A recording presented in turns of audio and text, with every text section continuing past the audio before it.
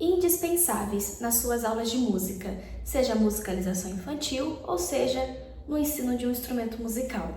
O primeiro deles é a rotina, ou seja, a gente monta um programa de aula em que a criança vai se acostumar com essa sequência. Por exemplo, como que é a sua acolhida com essas crianças, como que é a sequência de desenvolvimento da sua aula e como que é o final da sua aula. As crianças, principalmente na primeira infância, de 0 a 6, não têm claramente a percepção de tempo dentro dela. Ela consegue entender a sequência do que ela tem que fazer no dia a dia dela através da rotina. Então ela acorda, ela vai escovar os dentes, vai tomar o café da manhã, vai se trocar para ir para a escola, vai voltar, vai almoçar, à tarde vai fazer algumas atividades, depois ela vai jantar, vai brincar, né, e vai descansar para deitar, que outro dia ela vai repetir tudo de novo. E isso ajuda ela a se organizar internamente, não causar ansiedade.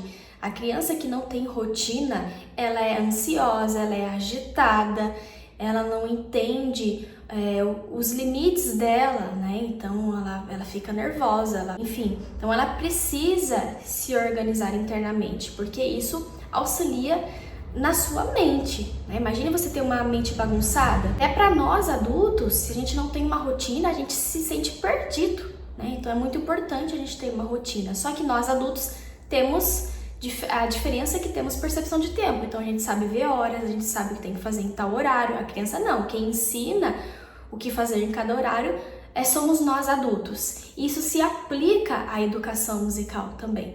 Então, se a cada aula você chega de um jeito, um horário diferente, com pessoas diferentes toda hora, com novas atividades, diferentes instrumentos a cada aula, vocês percebem que as crianças ficam cada vez mais agitadas, elas não conseguem se concentrar. Então, por isso que eu sempre falo, tenha uma rotina programada.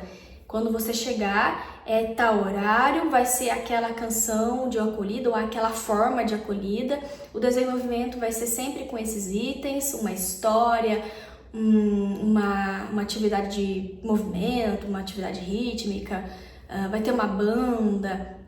Não precisa ser nessa sequência exatamente, mas você programa uma rotina para que a criança se acostume com o que você tem a oferecer para elas, como nas aulas de piano. As crianças chegam, a gente dá um bom dia, ela já sabe como se sentar no piano, ela já sabe a postura, ela já sabe que a gente tem que fazer um aquecimento, que a gente depois vai para o repertório, tem atividade de leitura de primeira vista, às vezes a gente pode fazer uma atividade fora do piano, a gente vai para o final da aula que acaba tal horário, né? Então assim, a criança já está acostumada com essa rotina. É claro que com as crianças maiores a gente pode fazer algo diferente para motivar, às vezes, a sair dessa rotina, né, da mesmice. Mas uma rotina não precisa necessariamente ser tudo igual sempre.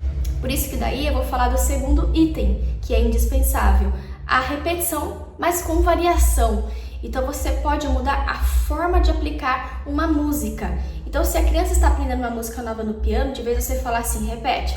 Ah, não ficou bom ali, repete de novo. Muda a dinâmica. Né? Sei lá, toque de olho fechado agora, toque 4 notas, 3 vezes sem errar, faz umas brincadeiras, sabe? Isso daí ajuda também na motivação. Isso se aplica com a musicalização infantil também. Se você está aplicando o mesmo planejamento durante um mês, vocês devem repetir da mesma forma, mas também vocês podem alterar a forma de aplicar. Então, se na primeira aula você cantou uma música com história, vamos fazer essa história com o corpo na segunda aula, né? Cada criança pode ser um personagem. Então, vocês podem repetir com variação, tá? E o terceiro item, não menos importante, que é o silêncio. E esse é desafiador, né? Como fazer as crianças se silenciarem. Tem que começar por nós adultos. Se a gente grita muito, se a gente canta muito desafinado e fica chamando a atenção, as crianças ficam agitadas, né? Elas não vão ficar em silêncio, né? É claro que tem muito a ver com a cultura das crianças, de como elas se comportam em casa. Às vezes os pais são mais agitados mesmo, mais barulhentos, gostam de som alto e tudo, falam gritando, que acontece mesmo, né? Mas como somos nós os professores de música, a gente tem que dar o exemplo, porque o silêncio faz parte da música.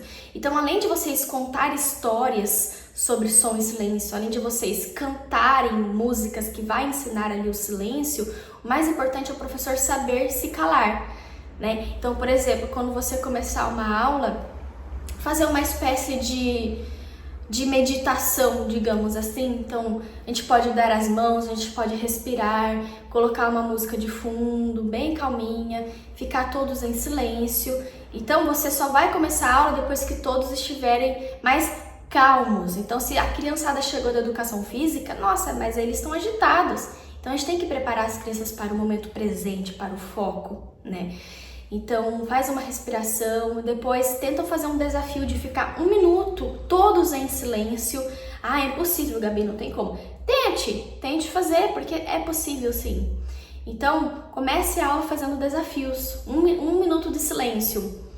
Então, todos dão as mãos, fechem os olhinhos, depois que vocês respiraram, desliga a música e fica mais 1 minuto em silêncio e comece a cantar baixo, para que as crianças tenham que parar para te ouvir, né? Eu sei que numa sala de 20 crianças isso é muito desafiador, mas se você repete, as crianças vão aprendendo a importância do silêncio, a importância de estar presente dentro de si também, né? Se acalmarem ali para estarem presentes na aula, porque as crianças que ficam agitadas, elas querem o quê?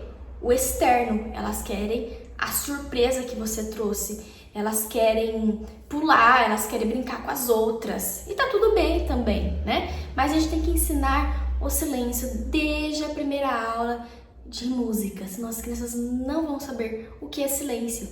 Então a gente tem que transmitir, né? Eu sempre fui uma professora que canto baixo com as crianças, sabe?